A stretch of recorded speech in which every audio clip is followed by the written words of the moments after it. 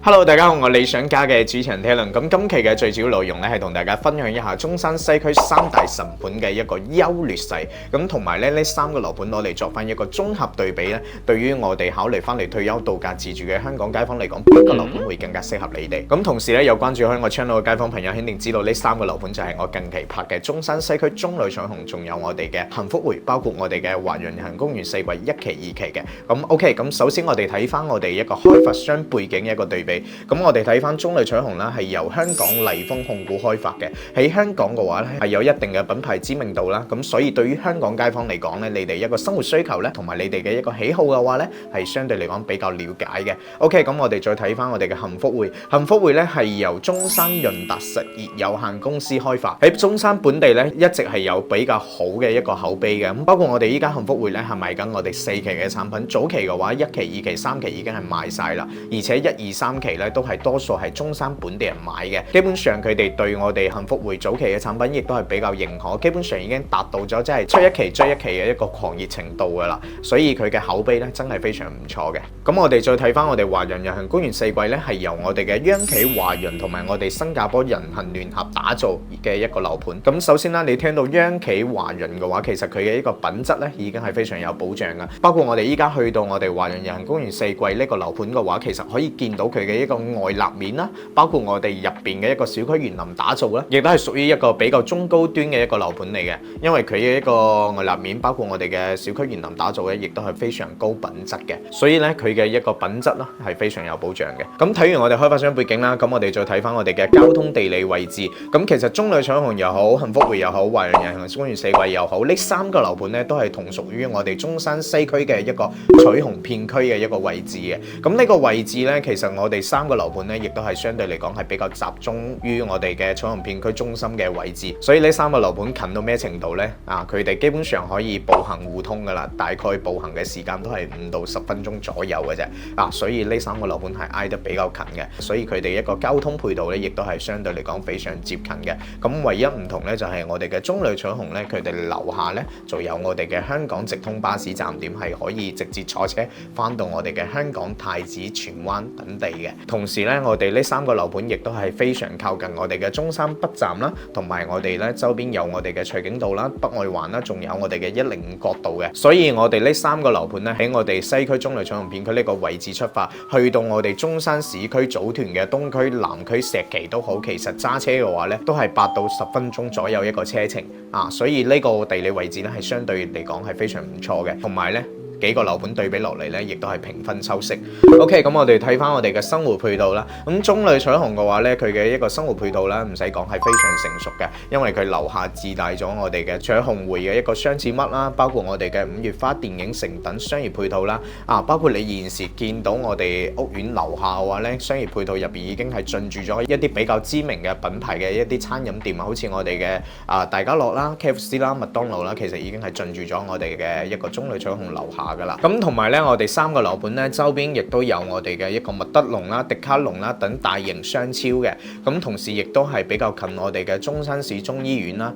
包括我哋最大型嘅一個 shopping mall 都係喺我哋呢個樓盤附近，叫做天悅城嘅。咁呢三個樓盤其實我哋揸車過去嘅一個時間咧，大概都係幾分鐘左右一個車程可以去到啊。所以佢哋嘅生活配套其實大致上都差別唔大。唯一唔同嘅話咧，其實幾個樓盤咧，可能更加集中於去翻我哋中旅彩虹呢邊咧去食嘢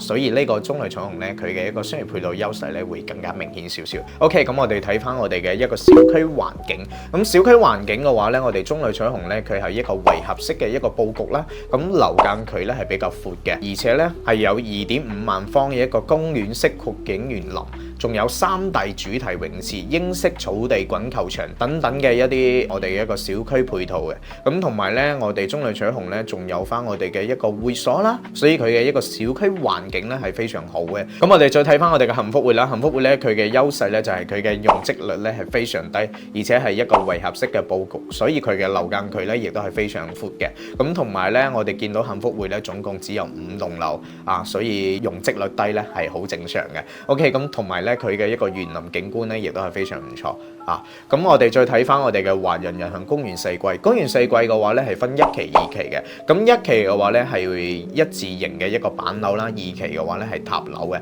最主要賣咧依家其實都係賣翻二期一啲升級戶型嘅。咁同埋二期嘅話咧，佢作為一個塔樓嚟講咧，佢嘅一個戶型設計 design 上面嘅話咧，佢嘅實用率啦，包括佢嘅一個佈局咧，相對嚟講咧會更加合理好少少嘅。咁同埋咧佢嘅一個綠化咧，一期、二期都好，都係做得非常好嘅。咁講完以上幾個咧，咁我哋再睇翻我哋一個價錢啦。咁其實中旅搶紅嘅價錢咧都有同大家講過啦，就係我哋依家賣緊我哋嘅清盤特價單位嘅，只有我哋嘅108平方咧3房2廳2衛戶型啦，同埋我哋140平方嘅一個4房戶型嘅，咁全部都係帶我哋嘅精裝交付啦，同埋全屋中央空調嘅。均價嘅話咧，大概係喺14000幾到16000左右呢個均價嘅。睇翻樓層啊，而且佢依家剩翻啲高樓層，大概單價都要去到係15000左右呢個均價先買到落嚟啊。呢個就係我哋嘅中旅搶紅價錢。咁幸福會嘅話咧，而家最主要賣咧就係賣緊我哋嘅92平方3房2廳1衛呢個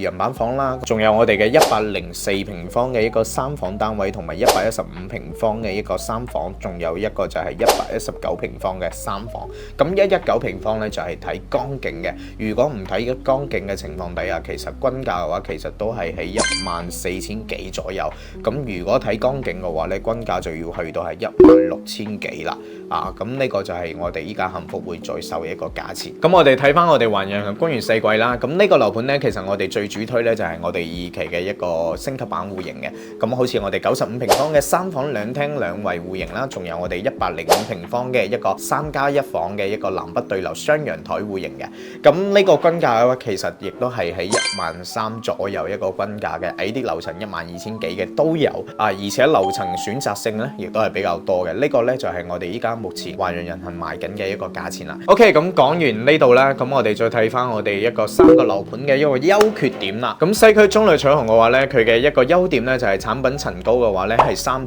米嘅，啊裝修牆面嘅話咧係有全屋嘅複合板交付啦，同埋背景牆嘅話咧都有配備嘅。咁包括咧佢嘅戶型嘅一個得房率嘅話，其實都比較高，而且主陽台咧基本咧都有贈送，而且可以做小房間嘅。咁小區商業配套啦係比較成熟啦，自帶商業啦。咁分配嘅話咧，因為佢係學區房啦，可以讀到我哋嘅西區中心小學啦，教育資源啦亦都係比較好，而且係現樓喎。啊，隔離咧亦都冇輕軌啦，冇快速路干擾。啊，呢個咧就係我哋中旅搶紅嘅一個優勢。咁缺點嘅話，其實亦都係比較明顯。啊，因為佢嘅樓盤咧相對嚟講比較大，二手房同埋新房咧一個價差咧會比較大啲嘅。咁同埋咧佢依家在售嘅4期咧，佢有北向啦、西向啦呢啲朝向啦。咁相對嚟講咧，朝向咧對比其他兩個樓盤咧就差咗少少啦。咁其他方面嘅話都係優勢嚟嘅，冇咩缺點噶啦。咁我哋再睇翻我哋一個幸福會。咁幸福會嘅優點咧就係佢門口咧就係我哋嘅一個西區中心小學啦。香港街坊你哋可能唔考慮小朋友讀書啦，但係如果話本地人嘅話，肯定會考慮呢一點嘅。住喺呢個屋苑嘅業主咧，佢哋嘅小朋友咧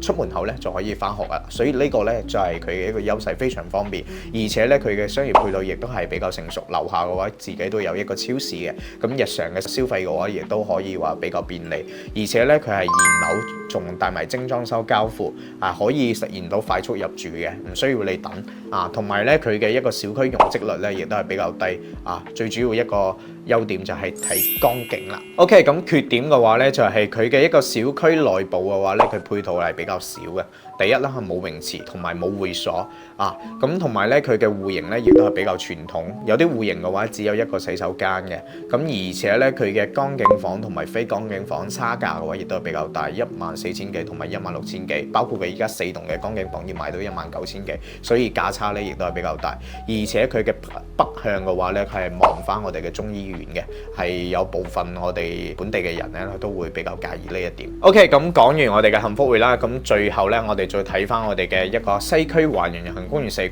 咁優點咧好明顯，華人品牌品質肯定有保障。咁同埋佢小區園林咧係一個新加坡風格嘅，你入到去見到咧同埋其他一個小區園林咧係完全唔同啊，睇起身係高端大氣好多嘅。咁同埋咧佢一期咧已經係交付晒，目前咧就剩翻20零套嘅一啲貨尾，所以一期交付咗之後，佢嘅口碑咧亦都係非常唔錯嘅。而且咧每棟樓樓下嘅話咧有唔同嘅主題架空層，同埋我哋嘅健身房啦、兒童樂園等等嘅一啲飯會所嘅。咁仲有咧，佢嘅一個交付標準亦都係比較高嘅，戶型嘅實用率咧亦都係比較高嘅。而且咧，佢95平方嘅一個戶型咧，有5.3米長嘅一個陽台喎，115平方咧戶型咧係可以做到南北對流4房喎，呢個係非常難得嘅。而且隔周邊嘅教育啦、商業啦、休閒娛樂等配套咧，亦都可以講話好完善。咁缺點嘅話咧，就係佢北面嘅話咧係北外環同埋深茂高鐵，咁部分嘅樓宇嘅話咧，佢係有噪音影響嘅。好似我哋依家二期呢邊咧，佢賣緊嘅呢啲產品嘅話，相對嚟講會比較靠近我哋北外環同埋深茂高鐵。但係我覺得佢嘅一個距離嘅話，其實都有段距離，都唔算話一個好大一個缺點。同埋佢嘅二期交付嘅話咧，佢都係有雙層隔音玻璃嘅。基本上你關埋窗門嘅話，一啲噪音都冇。同埋二期嘅話咧，佢係有部分嘅一啲回遷房啦，所以佢後期一個居住氛圍咧就唔會話咁純粹啦。咁交付時間嘅話咧就會比較遲啦，要去到2026年啦。所以嘅話咧，呢個就係我哋嘅一個公園四季一個缺點大家都可以斟酌一下。咁綜合嚟睇嘅話咧，如果你哋係注重開發商背景同埋我哋嘅一個居住氛圍嘅話，其實中旅彩虹咧係一個好唔錯嘅選擇嚟嘅。同埋如果你注重佢一個高交標、高質量嘅話，中旅彩虹咧係完全可以達到你嘅一個交付質量嘅一個要求嘅。所以咧，中旅彩虹咧係一個好唔錯嘅選擇。如果你哋係追求低容積率咧，同埋睇江景睇我哋嘅江邊公園景觀嘅話咧，其實幸福匯咧可以作為優選因為只有幸福匯呢個樓盤咧，佢係睇江景嘅，其他嘅話咧，其實佢哋一個生活配套各方面咧，其實大致上咧仲冇咩區別最大嘅優勢咧就係幸福匯係可以睇到江景，係其他樓盤實現唔到嘅，同埋佢嘅一個交付質量咧，同埋小區園林咧，其實啱先都講到都係 OK 嘅，都係非常唔錯嘅。咁我哋再睇翻啦，咁如果你係對我哋小區綠化品質同埋考慮性價比高，而且咧戶型更加實用嘅話咧，其實我哋嘅華人夜行公園四季就可以達到呢啲條件啦。咁其實呢3個樓盤對比落嚟咧，我更加傾向於華人夜行公園四季嘅，因為佢可以攞最少嘅錢買到一個最實用嘅產品，同埋咧佢嘅一個交通配套咧，同埋其他2個樓盤咧真係平分秋色嘅，冇咩話相差比較大嘅地方。OK， 以上咧就係我影片嘅主要內容啦。咁今期嘅分享咧就到呢度啦。如果對於你哋係有幫助嘅情況底下咧，可以點個 like 啦，或 share 出去分享俾更加多嘅一啲街坊朋友嘅，亦都感謝大家嘅支持啦。咁如果話有其他方面係想了解嘅情況底下咧，亦都係可以喺我評論區，可以喺我影片下方咧去留言嘅，咁我都會抽第一時間出嚟去回覆翻你哋。OK，咁今期就分享到呢度，下期我哋再見，拜拜。